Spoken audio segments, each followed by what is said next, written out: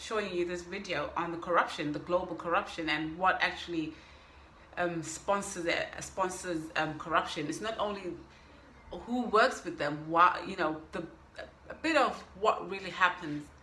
She goes on to explain, especially talking about, I'm actually interested in Tendore Obiang. He's which the father is a president for life. How can you be a president for life?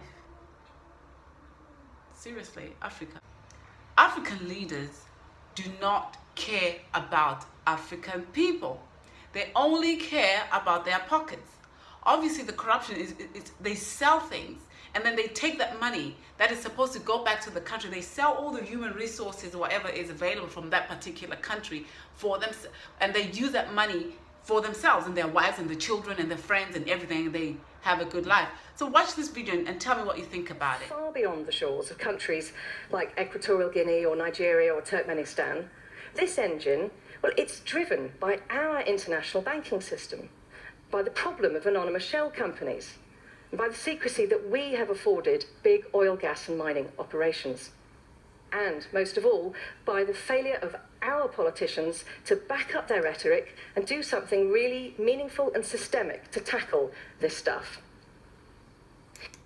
Of Shell, the state chief minister, despite his later denials, used his control over land and forest licenses to enrich himself and his family. And HSBC, well, we know that HSBC bankrolled the region's largest logging companies that were responsible for some of that destruction in Sarawak and elsewhere. The bank violated its own sustainability policies in the process. And then there's the problem of anonymous shell companies. Well, we've all heard about what they are, I think, and we all know they're used quite a bit by people and companies who are trying to avoid paying their proper dues to society, also known as taxes. But what doesn't usually come to light is how shell companies are used to steal huge sums of money, transformational sums of money from poor. A recent study by the World Bank looked at 200 cases of corruption.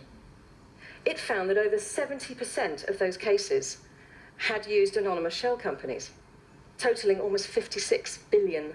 Now, many of these companies were in America and the United Kingdom, its overseas territories and crown dependencies. And so it's not just an offshore problem, it's an onshore one too. You see, shell companies, they're central to the secret deals which may benefit wealthy elites rather than ordinary citizens. One striking recent case that we've investigated is how the government in the Democratic Republic of Congo sold off a series of valuable state-owned mining assets to shell companies in the British Virgin Islands. So we spoke to sources in country, trawled through company documents and other information, trying to piece together a really true picture of the deal. And we were alarmed to find that these shell companies had quickly flipped many of the assets on for huge profits to major international mining companies listed in London. Now, the Africa Progress Panel, led by Kofi Annan, they calculated that Congo may have lost more than $1.3 billion from these deals. That's more than twice, that's almost twice the country's annual health and education budget combined. And will the people of Congo, will they ever get their money back? Well, the answer to that question, and who was really involved and what really happened, well, that's going to probably remain locked away in the secretive company registries of the British Virgin Islands and elsewhere, unless we all do something about it. Because there's a lot at stake. In 2011, natural resource exports outweighed aid flows by almost 19 to 1 in Africa, Asia, and Latin America. 19 to 1. Now, that's a hell of a lot of schools and universities and hospitals and business startups, many of which haven't materialised and never will, because some of that money has simply been stolen away. I'm going to read the next bit because it's a very live issue, and our lawyers have been through this in some detail, and they want me to get it right. Now, on the surface, the deal appeared straightforward. Subsidiaries of Shell and Eni paid the Nigerian government for the block.